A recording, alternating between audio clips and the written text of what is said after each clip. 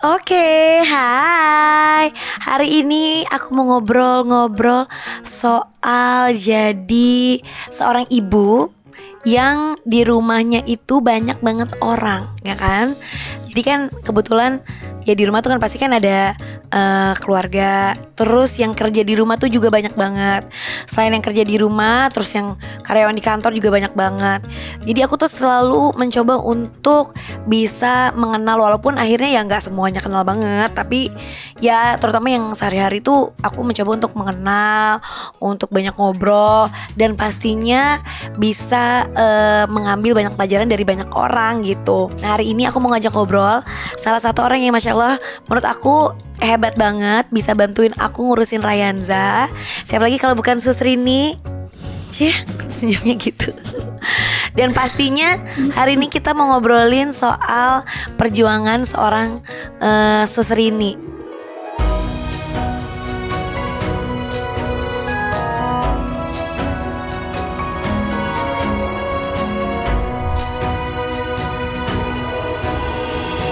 Aku percaya belajar itu tuh kan bisa sama siapa aja ya. Kayak hari ini aku mau belajar sama Sus Rini. Gimana sih Sus Rini tuh dulu tuh dari kecil tuh dari keluarga yang gimana, dibesarkan dari keluarga yang seperti apa gitu, Sus? Saya itu dibesarkan dari keluarga yang pastinya tidak mampu ya. Tapi saya punya cita-cita dulu itu jadi guru. Cuman kan Oh, pengen jadi guru, Sus teh. ceritanya dulunya. Jangan nangis, orang baru juga ditanya. Cuman kan ibu saya kan nggak punya gitu ya, nggak mampu gitu sama bapak. Akhirnya ya udahlah gitu. Tapi saya waktu masih kelas 1 SD itu saya udah bisa nulis. Kayak kan zaman dulu mah masih kelas 1 SD bisa nulis, saya udah gimana gitu. Jadi saya suka Anak ngajarin, pinter gitu. enggak Masya suka Allah. ngajarin teman-teman gitu, belajar bareng gitu, papageran kalau bahasa dulu mah bilangnya. Nah, abis itu karena kan jarak dari rumah ke sekolah juga cukup jauh. Akhirnya terus orang tua dulu itu berpikiran untuk apa sih anak perempuan sekolah, karena ujung-ujungnya nanti juga akan pergi ke dapur lagi. Jadi ibu rumah tangga lah gitu ya. Iya, jadi di zaman sekolah saya dulu itu dari misalkan 39 murid itu yang dilanjutin cuman 7 orang, itu udah termasuk banyak. Perempuannya yang lain laki-laki gitu. Iya, perempuan laki, karena jarang sekali gitu, karena jauh sekolahnya. Nah, jadi bapak saya juga masih kepikiran orang tua dulu, terus jadi kebanyakan nikah gitu. Tapi saya Terus kan disuruh nikah umur berapa? enggak, karena kan saya punya kakak. Oh. Jadi saya bilang ya udahlah, saya nggak mau nikah gitu. Terus iya, terus saya dari umur 13 tahun saya udah kerja jadi buang benang. Buang benang. Jadi lulus tuh lulusan SD. Iya. Jadi lulus SD, tapi lulus kan kelas 6 tuh lulus. Lulus. Nah, terus Tapi nggak lanjutin SMP. enggak. Langsung kerja gitu. Tadinya mah nggak kerja dulu, cuman kan bingung nanti kalau di kampung mah segitu teh suka banyak yang ngelamar gitu, Bu. Oh, jadi kabur gitu, Iya. cerita kerja tuh kabur. Iya, kabur. Terus Terus kan karena nggak punya pengalaman, terus masih kecil, akhirnya saya tuh kerja buang benang di engko-engko gitu, orang Cina. Nah, buang benang di mana maksudnya? itu kalau finishing atuh. Oh, buang-buang itu ya. Habis dijahit baju kan, nah finishing Di mana tuh di kampung? Di Bandung. Bilangnya apa sama orang tuh? Orang baru lulus SD masa mau pindah sendiri gitu? Enggak, karena kan ya bilang aja saya kan, mak bapak saya mau bantuin mak bapak aja cari duit gitu. Terus kenapa bisa jadi nyasar di Bandung gitu, kan jauh banget? Punya saudara. Oh, jadi mau ikut saudara gitu Ya, ibaratnya. ikut UA gitu. Ikut UA di Bandung. Nah, tapi saya itu masih kecil, tapi saya udah pinter gitu cari duit, maksudnya cepat gitu kerjanya. Terus lama-lama dari harian kerjanya, terus saya ikut borongan. Tapi saya pikir-pikir kalau saya kerja begini terus nggak ada kemampuan lain gitu. Nah, terus ada saudara pindah di Kopo, dia buka itu kerja di bordir. Akhirnya saya juga tertarik di sana. Terus akhirnya pertamanya dari buang benang dulu, sama lama-lama jadi asisten mesin, lama-lama jadi pegang operator mesin sendiri pakai Oh, terus komputer. teh bisa gitu yang pakai gitu? Enggak, komputer. Iya, tapi maksudnya berarti yang pakai mesin gitu juga bisa? Enggak, itu mah saya pakainya yang komputer. Apa bedanya yang komputer? Beda, gede, mesinnya teh panjang, gede gitu. Terus udah gitu Buat jahit? ngebordir.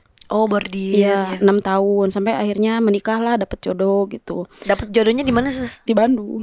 Oh, itu dapat jodohnya di Bandung. Iya. Terus Nah, udah nikah, terus ya anak satu masih oke lah gitu ya ekonomi. Pas anak dua ya biasa gitu. Terus oh, tadinya nggak kerja nih. enggak, Ngikut suami. Pas anak 2 suami kecelakaan, akhirnya kan tabrakan gitu, jadi nggak bisa Tadinya jalan. kerjanya apa gitu? Suami Heeh. biasa kesana kemari pindah-pindah gitu. Oh. Ya. Terus akhirnya kecelakaan, jadi ya udah saya yang mutusin untuk kerja. Nah saya itu kerja karena kan kalau mau jadi TKW ke Singapura. Terus saya itu Kenapa jauh-jauh banget gitu? Kenapa nggak? soalnya kan kalau mikirnya kalau di Indonesia lagi gajinya tuh saya mikir nanti buat beli susu, buat ini, buat itu Habis. jadi pengen ikutan lah gitu, pengen kayak orang-orang jadi TKW. Tunggu, berarti teh waktu itu tuh anak umur berapa? Gitu. Ditinggalin 1 tahun. Yang kedua, anak kedua umur setahun.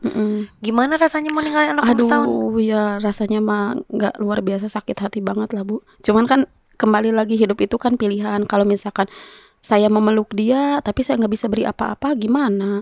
Tapi kalau saya ninggalin setidaknya untuk kebutuhan dia saya ada gitu. Mana yang gede kan mau sekolah juga, jadi kan pilihan berat sih, cuman ya harus dijalani gitu. Terus habis itu Ke Singapura dulu. Enggak, ke Singapura itu masuk PT, terus ternyata saya nggak fit gitu. Terus akhirnya Fit itu kan cek medikal. Fit. Iya. Kan orang Sunda tuh Bu, susah. Nah, Oh jadi udah sampai Singapura tapi nggak belum sampai Jakarta. Oh sampai Jakarta dites. Terus Dites, terus ya itu cek medikal nggak fit. Akhirnya saya itu ditelantarin di situ sama Jakarta. Iya, sama PT saya disuruh pulang. gimana rasanya udah sampai Jakarta terus tiba-tiba nggak Ya boleh itu jadi kerja? pertama kali saya ke Jakarta, saya bingung, ini Jakarta nggak punya duit, cuman dikasih 25.000. Saya mau pulang juga ongkos nggak nyampe. Akhirnya saya pulang kan sambil nangis gitu di Metro Mini. Terus ada yang ngasih duit 10.000 ya. Pulang kemana? Mau pulang ke Garut. Oh mau pulang ke Garut, kasih 10.000. Iya tapi kan nggak cukup. Terus akhirnya saya nunggu itu. Saya punya, tiba-tiba aja ada yang nelpon saudara saya, katanya kamu di mana? Saya bilang saya lagi di Jakarta. Itu udah ada handphone tuh zaman dulu tuh. Ada handphone yang biasa cinit-nit. Cinit. Nokia. Cinit. Nah, abis itu saya saya dijemput sama saudara saya. Nah, abis dijemput sama saudara saya, terus saya itu kan saya bilang ke saudara saya nggak mau pulang, saya mau cari kerja aja. Akhirnya saya kerja di Jati Bening, di itu ngebutik. Ngapain? Cuman bikin itu sama finishing dulu awalnya mah. Terus kata ibunya, udah Sus kamu di sini aja katanya. Bukan Sus dulu Mbak Perdi udah di sini aja karena Mbak Perdi. Oh dulu namanya Mbak Perdi, Perdianti soalnya. Pak di sini aja katanya, nanti lama-lama kamu juga akan punya penghasilan yang lumayan kalau kamu bisa jahit. Cuman saya pikir iya, tapi saya tuh di calling pisah sama kakak saya. Calling apa? Calling pisah. Pisah. Iya buat kerja di TKW di Arab. Visa. Ya, Visa. Nah abis itu saya tuh udah masuk PT, ternyata dijual sama PT-nya karena Apanya? itunya apa sih? Kayak kan foto-fotonya itu datanya dijual. Jadi kalau calling pisah itu penghasilan ke PT-nya pemasukannya dikit. Tapi kalau misalkan orang jual ambil dari PT langsung, pemasukannya gede buat PT. Nah, terus jadi intinya? Ya saya jadi TKW dulu, tapi nggak ketemu sama majikan yang ngirimin pisah ke saya. Gimana sih? Iya, pokoknya dijual aja ya ke udah, orang. pokoknya akhirnya Sus jadi TKW. Di mana TKW itu? Di Jordan. Nah, ternyata ngapain di sana tuh? Ngurus orang tua. Tapi yang saya bilang gak suksesnya itu karena di sana itu saya itu setiap hari Jumat itu saya tuh kalau nggak ngecat rumah, cuci mobil. Jadi double gitu kerjanya. Iya, maksudnya pokoknya di luar pekerjaan saya gitulah. Nah terus akhirnya saya kabur karena mendapatkan itu pelecehan seksual. Iya waktu itu Sus yang digituin. Tapi pertanyaan saya tuh, Sus itu jadi TKW di keluar lagi ngurusin lansia tuh waktu itu belajar dulu apa enggak ngurusin lansia apa? Ya udah gitu lah. Enggak, kalau waktu di Jordan enggak. Nah, jadi udah berarti bisa bahasa Jordan? Bisa bahasa Arab. Nah abis itu saya kabur. Abis kabur saya larilah ke kedutaan. Nah disitulah saya banyak belajar. Banyak orang sakit, banyak orang ina itu gitu. Terus ditahan saya di kedutaan sampai selama 10 bulan. Terus saya di kedutaan. Berarti berapa lama Sus nggak pulang waktu itu? 2 tahun. Nggak ketemu anak-anak? Iya, nggak ada komunikasi, nggak ada apa. Hah? Iya. Yang bener sus. Iya, nggak ada penghasilan, nggak ada apa. Pokoknya mah yang 1 tahun saya ngirim, yang 1 tahunnya yang pas di kedutaan enggak, karena Dikira kan hilang gak sama suami? tahu udah ada di kedutaan, cuman dari pihak kedutaan itu bilangnya saya masih ada laporan kepolisian, padahal mah udah dicabut laporan kepolisiannya. Nggak, tapi maksudnya sus tuh telepon-teleponan karena sama orang rumah tuh nggak Nggak ngilang. ngabarin aja, ngabarin Iya. kakak saya, nanti kakak saya yang ngabarin ke kampung gitu. Kan di kedutaan nggak boleh pegang handphone. Terus kalau mau nelfon anak gimana?